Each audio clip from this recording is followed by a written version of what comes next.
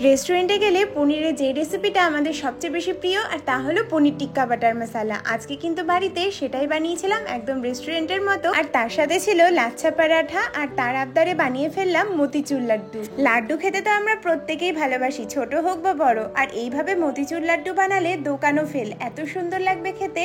আর বানানোও কিন্তু খুব সহজ। তো সমস্ত রেসিপিগুলো কিন্তু আজকে ডিটেলসে শেয়ার করব। আশা করি সেই সব দেখে অনেক কিছুর আইডিয়া তোমরা পেয়ে যাবে। প্রথমে লাচ্ছা পরাঠার জন্য 2 কাপ আটা নিয়েছি। তার মধ্যে একটু আজওয়ান, কাসুরি মেথি 1.5 চামচ মতো আর স্বাদ মতো লবণ দিয়ে ভালো করে আটাটাকে মেখে নিতে হবে। অনেক সময় আটার লাচ্ছা পরাঠা বানাতে হলে লাচ্ছা পরাঠাটা শক্ত হয়ে যায়, তো আমি যেভাবে বলছি সেভাবে বানালে কিন্তু লাচ্ছা পরাঠাটা একদম লেয়ারও তো অনেক সুন্দর আসবে, তার সাথে ভীষণ সফট হবে। আটাটাকে মোটামুটি 10 মিনিট ভালো করে বারে বারে জল দিয়ে নরম করে মাখতে হবে। এর মধ্যে কোনো তেল বা কোনো বাটার কিচ্ছু দেওয়ার দরকার নেই। সিম্পল আমি যেভাবে বলছি সেভাবেই সুন্দর করে 10 মিনিট মতো মেখে নেবে। মাখার উপরেই কিন্তু যে কোনো লাচ্ছা পরোটাটা নরম বা শক্ত সেটা ডিপেন্ড করে। তারপর সামান্য একটু বাটার ব্রাশ করে ঢেকে 1 ঘন্টা মতো রেস্টে রাখবে। এর ফলে আটাটা আরও বেশি সফট হয়ে যাবে। আমি এটাকে রেস্টে রেখে দিয়েছিলাম মোটামুটি 1.5 ঘন্টা মতো। এদিকে পনির 250 গ্রাম নিয়েছি। আজকে কিন্তু একদম restaurant style paneer tikka butter মশালা বানাবো। আর যেটা আমার রেস্টুরেন্টে গেলেই এটা আমাকে অর্ডার করতেই হয়, আর বাড়িতেই যদি বানিয়ে ফেলি তাহলে তো কোনো কথাই না। টিক্কা মশালা সেটা হোমমেডভাবেই বানাচ্ছি।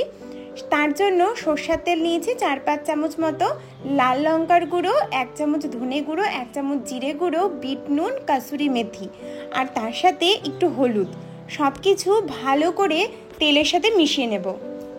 1/2 কাপ মতো টক দই জল ঝরানোর জন্য রেখে দিয়েছিলাম। সেই জল ঝরানো টক দই সাথে একটু আমচুর পাউডার ভালো করে এই তেলের মশলার সাথে মেখে নিলেই আমাদের এই টিক্কা মশালাটা রেডি হয়ে যায়। এই টিক্কা মশালার জন্য তোমরা এমনি যে পনির টিক্কাও যে বানাই আমরা স্টিকে ভরে, সেটার ক্ষেত্রেও কিন্তু এই টিক্কা মশালাটাই তোমরা ইউজ করতে পারো। আজকে কিন্তু আমরা কোনো রকম স্টিক ইউজ করছি না, ঘরে তোমরা কিভাবে বানাবে সেভাবেই তোমাদের সাথে শেয়ার করব। পেঁয়াজ, ক্যাপসিকাম, তার সাথে একটু 4-5 কোয়া রসুন, 2 ইঞ্চি মতো আদা, 4-5টা কাঁচা লঙ্কা ভালো করে কেটে রেখে দিয়েছি। ক্যাপসিকাম আর পেঁয়াজটাকে যেমন করে আমরা বড় বড় কোয়া ছাড়িয়ে রাখি সেরকমভাবে ছাড়িয়ে রেখেছি।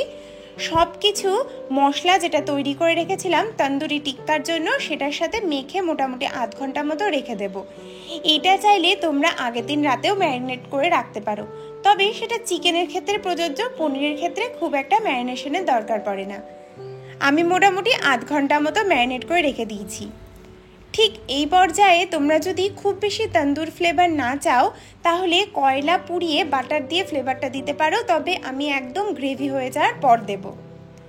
আজকে বানাচ্ছি মতিচুর লাড্ডু। মতিচুর লাড্ডুটা পুরোপুরি ওর আবদারে বানানো, তো আমি কিভাবে মতিচুর লাড্ডু বানাই সেটাই তোমাদের সাথে শেয়ার করছি। ছোলার ডাল আগেই ভিজে রেখেছিলাম, 4 ঘন্টা মতো ভিজেছে। সেটাকে 2 থেকে 4 চামচ জল দিয়ে একটা মিহি মতো পেস্ট বানিয়ে নিয়েছি। খুব বেশি মিহি করার দরকার নেই, হালকা দানা দানা থাকবে। চাইলে এই ছোলার ডাল বাটাটা যেভাবে আমি দেখাচ্ছি টিকিয়ার মতো করে পুরোপুরি ঘিতেও ভেজে নিতে পারো।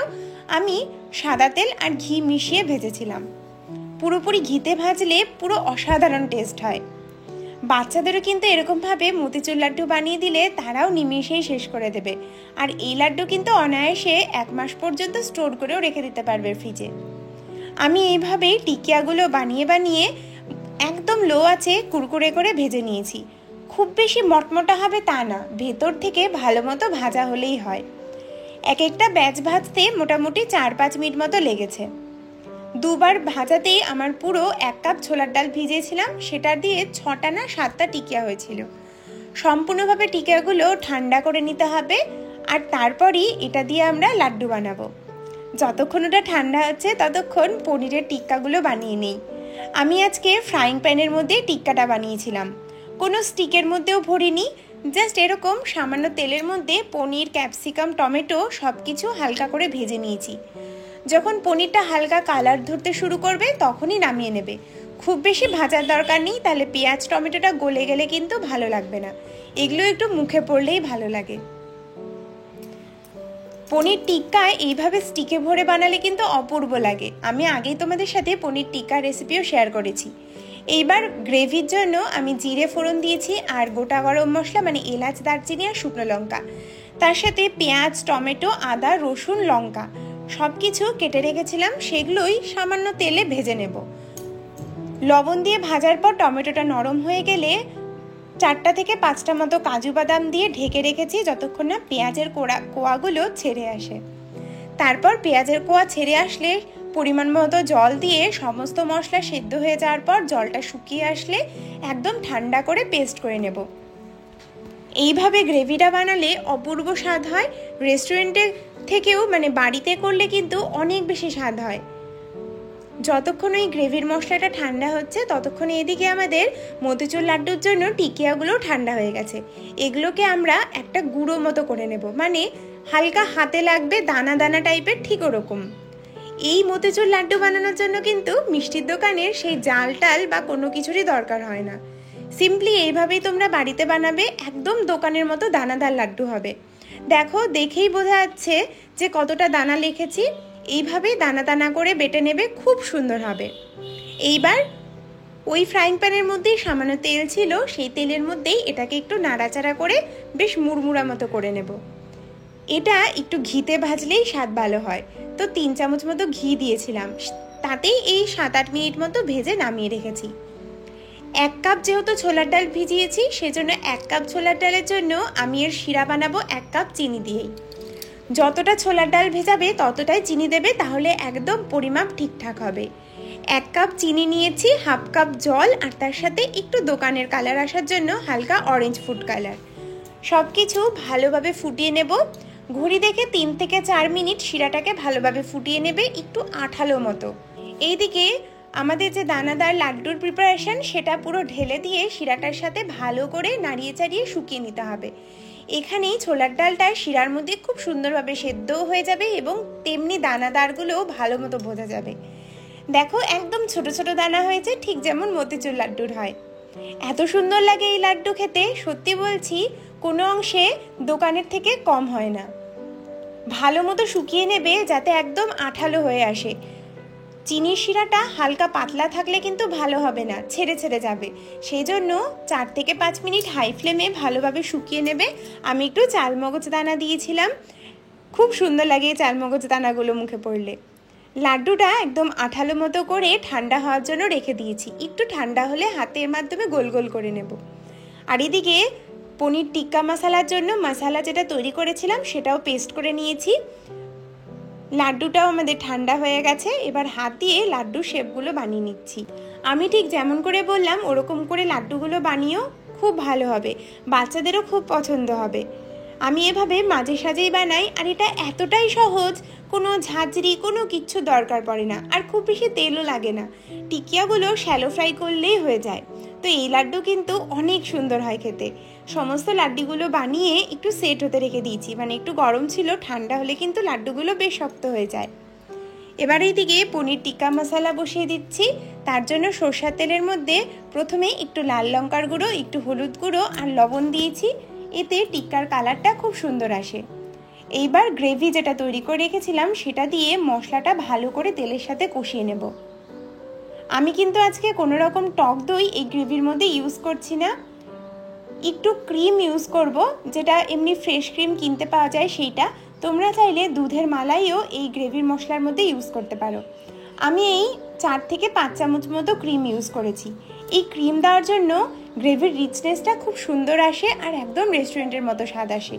তোমরা যদি ক্রিম অ্যাভয়েড করতে চাও না দিলেও কোনো অসুবিধা হয় না। তেল যখন পুরোপুরি আলাদা হয়ে যাবে তখন যে পনিরগুলো রেডি করে রেখেছিলাম সেগুলো দিয়ে ভালো করে মিশিয়ে নিয়ে ঠিক এই সময় গ্যাস বন্ধ করেও দিতে পারো। তবে আজকে আমি একটু গ্রেভি রাখবো বলে আবারও 3-4 মিনিট ভেজে নেওয়ার পর ওই বাটি ধোয়া জল দিয়ে 4-5 মিনিট মতো ফুটিয়ে নিয়েছি। এখন যেরকমটা দেখতে পাচ্ছ এরকম অবস্থাতেও নামিয়ে রাখতে পারো, তবে আমি একটু জল দিয়েছি আর গ্রেভিটা ফুটে উঠলে একটু কাসুরি মেথি দিয়ে নামিয়েছি। চাইলে এর মধ্যে একটু বাটারও দেওয়া যেতে পারে, তবে আর বেশি আমি বাটার দিইনি। কাসুরি মেথি দিলে কিন্তু খুব সুন্দর গন্ধ আসে। আমি যেহেতু আজকে একটু লোহার কড়াইতে বানিয়েছিলাম বলে টিক্কার কালারটা হালকা কালো এসেছে। তো আমাদের পনির টিক্কা বাটার মশলা কিন্তু একদম রেডি হয়ে গেছে। এর মধ্যে এবার একটু তন্দুরের ফ্লেভার দেব।